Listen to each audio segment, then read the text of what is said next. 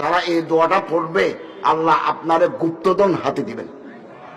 মাটির তলায় পিতলের কলসির ভিতরে 2-3 হাজার সোনার টাকা পাওয়া যায়। এক রাতেই একদিনেই কোটি টাকার মালিক করে দিবেন। একটা দোয়া শিখাই। হুজুর আকরাম সাল্লাল্লাহু আলাইহি ওয়াসাল্লামের দরবারে একটা লাশ আসলো। ছেলেরা বলল, ইয়া রাসূলুল্লাহ, আমার বাপ মারা গেছেন, আপনি জানাজা পড়ান। হযরত বলেন 10 মিনিটের ভিতরে সবাই ওযু করে লাইন ধরতে বলো, আমি আসছি। হযরত আসছেন। আসি আল্লাহু আকবার বলে নামাজ সালাতুল জানাজা, জানাজার নামাজ শুরু করবেন।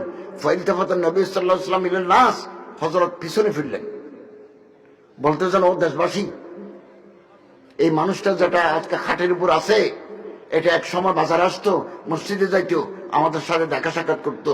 ওর টাইম শেষ, দুনিয়াদারি শেষ, এখন ফি জিম্মাতিল্লাহ, এখন আল্লাহর জিম্মায় চলে গেছে।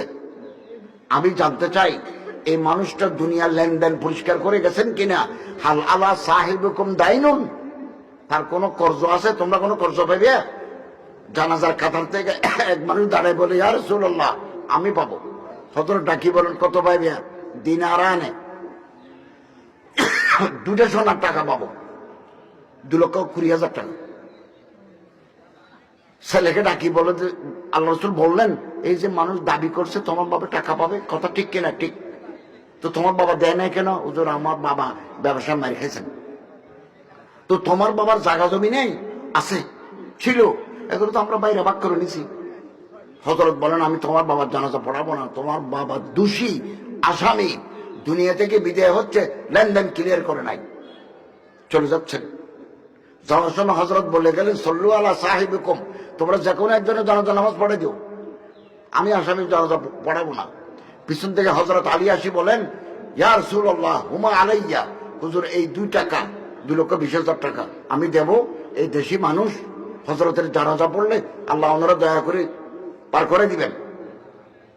ফাতাকাদ্দামা রাসূলুল্লাহ সাল্লাল্লাহু আলাইহি, আল্লাহ রাসূল কিছু দূর চলে গেছিলেন, আবার আসি জানাজা নামাজ পড়াই দিলেন। লাশ নিয়ে গেল, হযরত আলীর মাথায় হাত দিয়ে আল্লাহ রাসূল বললেন, ইয়া আলী, জাযাকাল্লাহ খায়রান, আল্লাহ তোমাকে উত্তম বদলা দান করুক। ফকরিহানা কামা ফকরিহানা আখিক, এর হাত করা পড়েছিল, 2,20,000 টাকা দিয়ে হাত করা খুলে দিলা। আমি মুহাম্মদ দোয়া করি গেলাম, যেদিন তুমি দুনিয়া থেকে বিদায় হইবে, ওদিন যদি হাত করা পড়ে, কর্জের হাত করা, আল্লাহ যেন খোলার ব্যবস্থা করে দিন। সব সময় দোয়া করবো, আল্লাহুম্মা আউযু বিকা মিনাল হাম্মি ওয়াল হুজন, ওয়া আউযু বিকা মিনাল আজজি ওয়াল কাসল, ওয়া আউযু বিকা মিনাল জুবনি ওয়াল বুখল, ওয়া আউযু বিকা মিন গালাবাতিদ দান ওয়া কাহারির রিজাল। এই দোয়া যদি পড়েন, পাহাড় পরিমাণ কর্জ আল্লাহ পাক আদায়ের ব্যবস্থা করে দিবেন। এটা দোয়া শিখাই। আমার মুখে মুখে বলুন, ইয়া হাইয়্যু ইয়া কাইয়্যুম লা ইলাহা ইল্লা আনতা বিরহমাতিকা আস্তাগীস। এটা ফজরের আজান দিয়ে মসজিদে যাবেন, সুন্নত পড়ে এটা 40 বার পড়বেন। এরপরে ইমামের পিছনে ফরজ নামাজ পড়ে দোয়া দর পড়ে ঘরে আসবেন। আগামীকাল সকাল থেকে আলাম চালু হয়ে যাবে ইনশাআল্লাহ। শেখুল ইসলাম আল্লামা হাফিজ ইবনে তামিয়া বলেন, যারা এই দোয়াটা পড়বে আল্লাহ আপনারে গুপ্তধন হাতে দিবেন। মাটির তলায় পিতলের কলসির ভিতরে 2-3 হাজার সোনার টাকা পাওয়া যায়।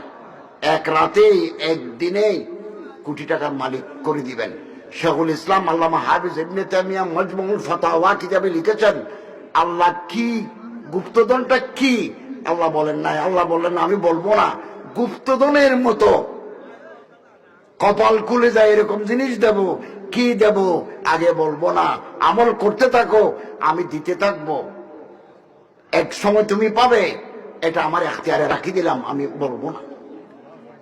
অনেক কথা আল্লাহ রাসূল বলছেন, হাদিসে কুদসিতে আল্লাহ বলছেন, এটা করলে এটা পাইবে, সুবহানাল্লাহ বললে একটা খেজুর গাছ পাইবে জান্নাতের বিটায়, 10 বার কুল আউযু শরীফ পড়লে বানাল্লাহু লাহু কাসান ফিল জান্নাহ, বেহেশতে আল্লাহ পাক আপনাকে রাজবাড়ি বানিয়ে দিবেন। এটা করলে এটা দেব, এই আমলটা করলে কি দেব আমি বলবো না, গোপন রাখি দিলাম।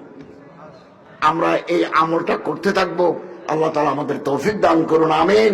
ওয়া আখিরু দাওয়ানা আলহামদুলিল্লাহি রাব্বিল আলামিন।